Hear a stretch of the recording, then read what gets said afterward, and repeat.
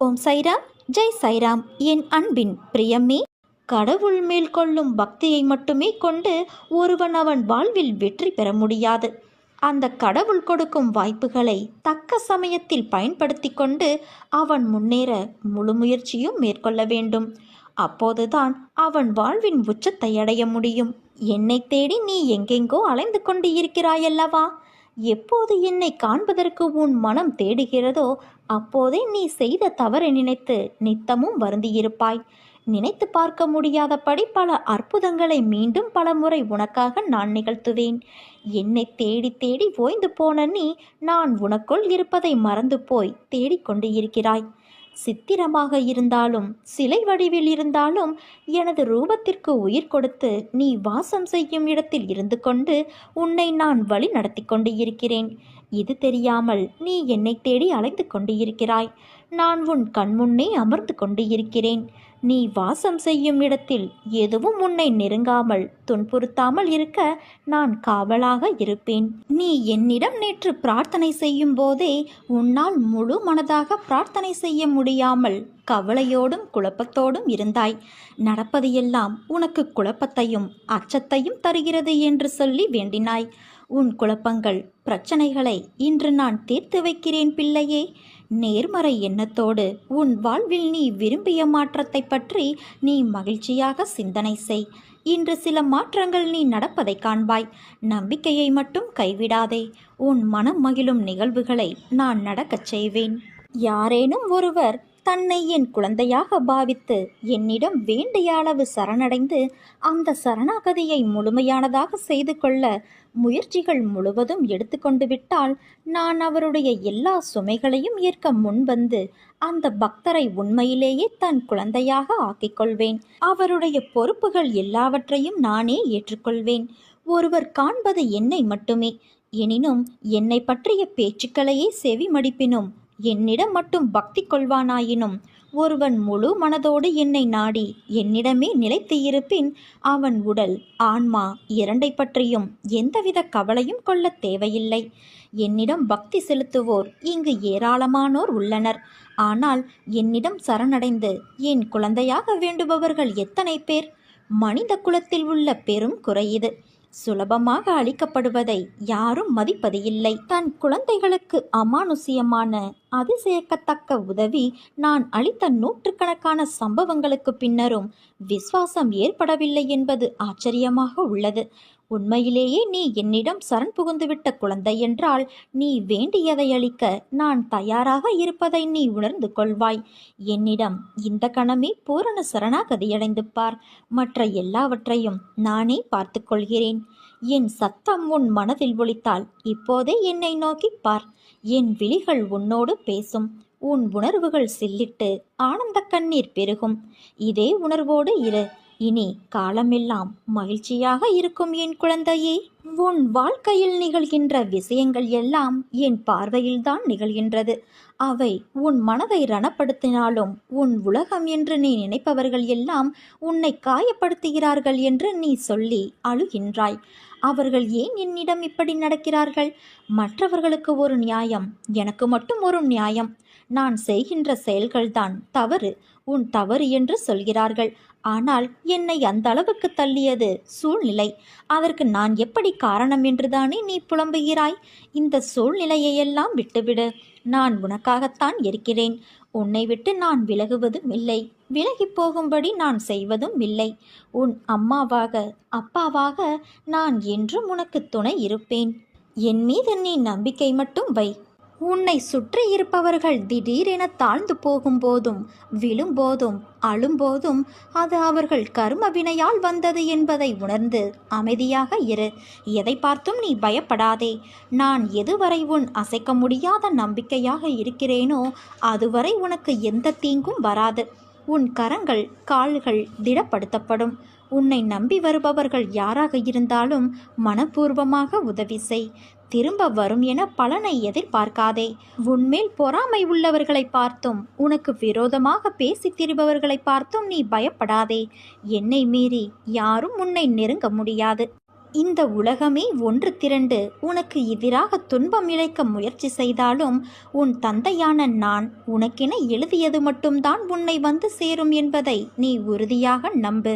வாழ்க்கையில் நினைத்தது கிடைப்பதற்கும் கிடைக்காமல் இருப்பதற்கும் அவரவர் கர்மாதான் காரணம்.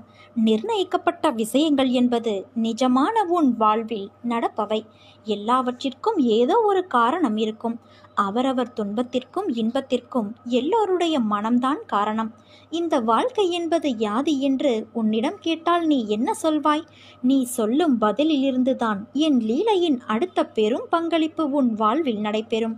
அப்பா, வாழ்க்கை என்றால் ஒரு பிறப்பின் நோக்கம் அறிந்து வாழ்வதற்கும் ஆன்மா என்ற உருவமற்ற உணர்வுகளுக்கு மதிப்பளித்து அதை நடைமுறையில் செலுத்தி அதற்கான முக்கியத்துவம் கொடுத்து அதை நிறைவு செய்வதில்தான் வாழ்க்கை என்ற சொல்லுக்கும் அர்த்தமும் அதன் பயனும்.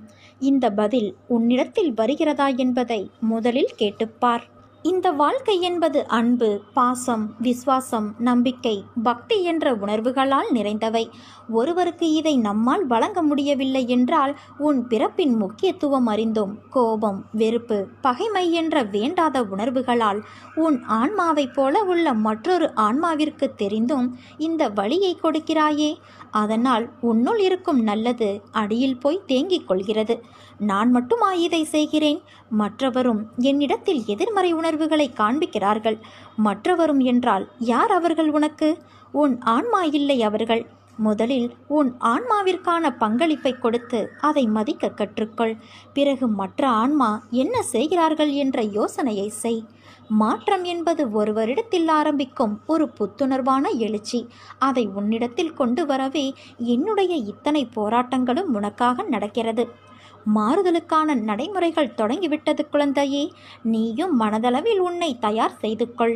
புதிய வாழ்க்கைக்கு என் அன்பளிப்பும் பாசமும் அருளும் அன்பும் என் உயிரும் மூச்சும் என் பிள்ளையான உனக்கே தருகிறேன். என் முழு மனதில் இடம் பிடித்த என் பிள்ளையான உனக்கு என் ஆசிகள் எப்போதும் உண்டு. நீ எதையும் இனி தேடி செல்ல வேண்டியது இல்லை. உன்னை தேடி அனைத்தும் தானாக வந்து சேரும். நீயே ஆச்சரியப்படப் போகிறாய். நல்ல மாற்றங்கள் நடைபெறப் போகிறது என் குழந்தையே. ஒரு நாள் போவது ஒரு யுகமாக தெரிகிறது என்று புலம்புகிறாயே. நான் இதுவரை எத்தனை யுகங்களை பார்த்திருக்கின்றேன். எத்தனை பேர் வந்தார்கள் போனார்கள். அவர்களில் பெரும்பாலானோர் இப்படித்தான் உன்னை போல புலம்பி தவித்தார்கள். சிலர் மடிந்து போனார்கள், சிலர் எதிர்த்து போராடினார்கள். எல்லாம் முடிந்து அவர்கள் வேறு ஜென்மம் எடுத்து கழித்தார்கள். இனி வருபவர்களுக்கும் இதுதான் நிலை. தோல்விகளையும் கஷ்டங்களையும் கண்டு ஓடி ஒளியாதே.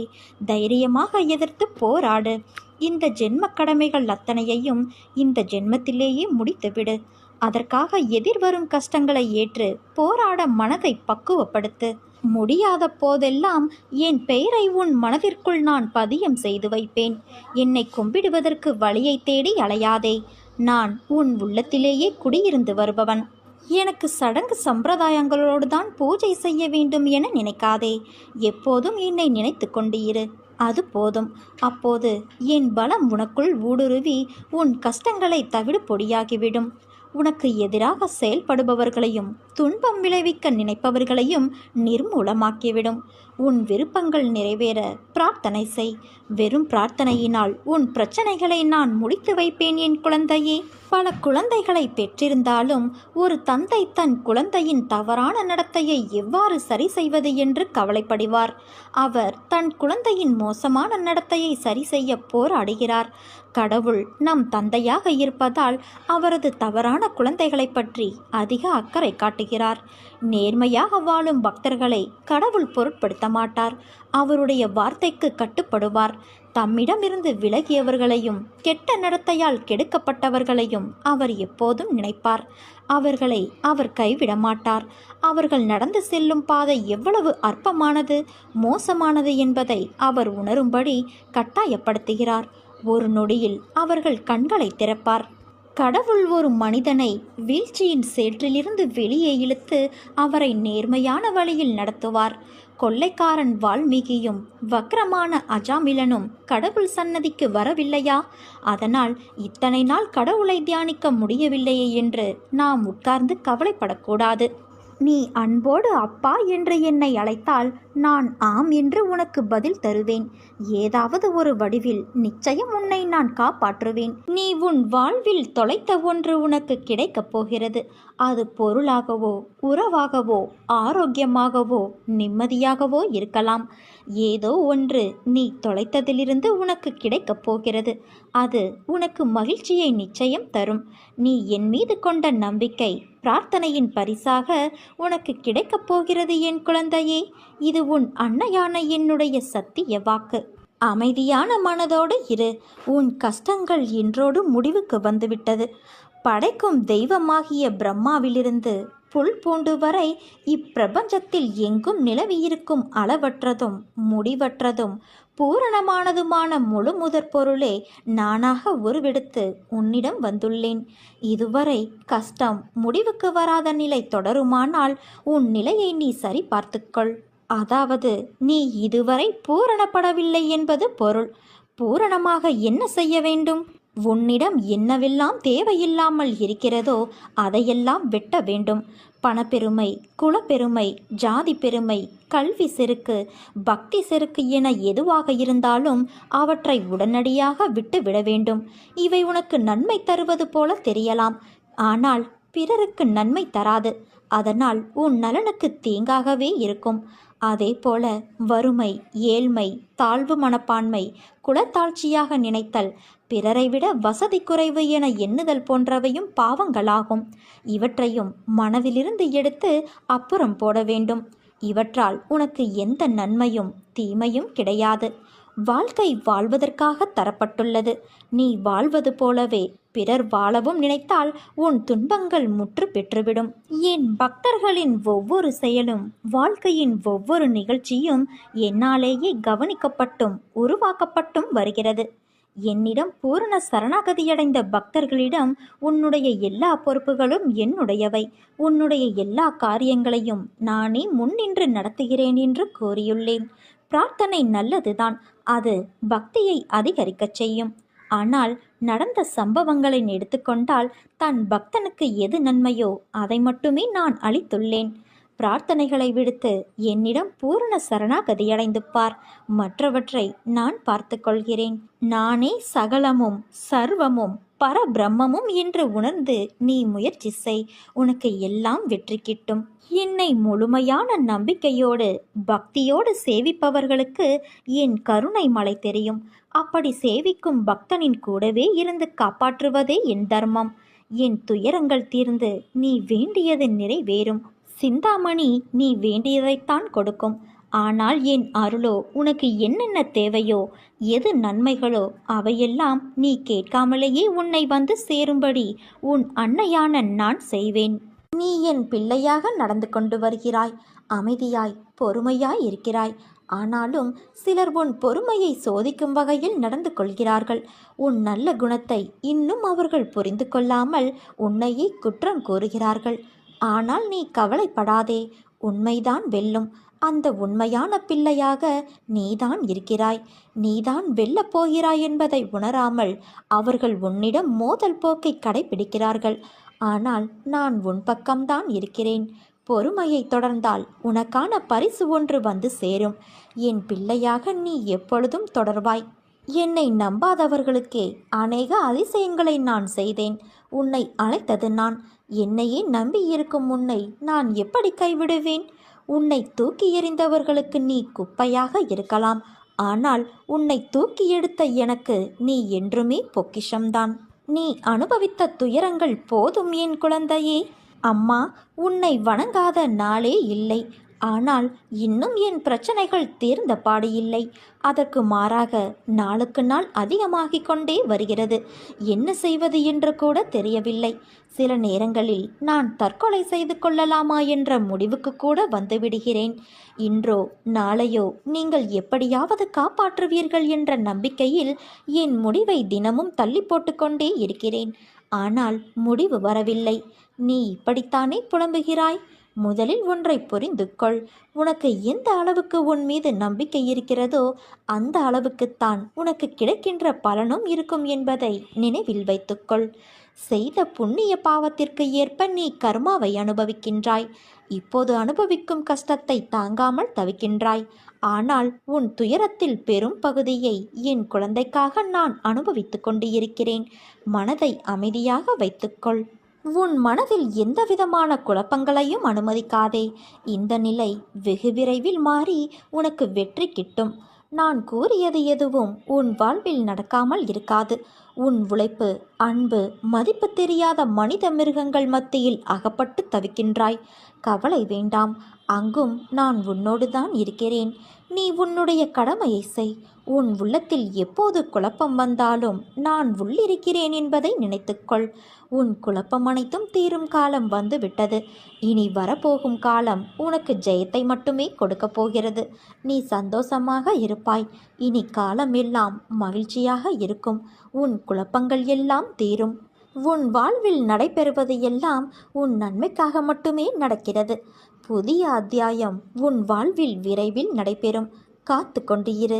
உனக்கு பிடித்த ஒன்றை உன் அன்னையான நான் உனக்கு தரப்போகிறேன்.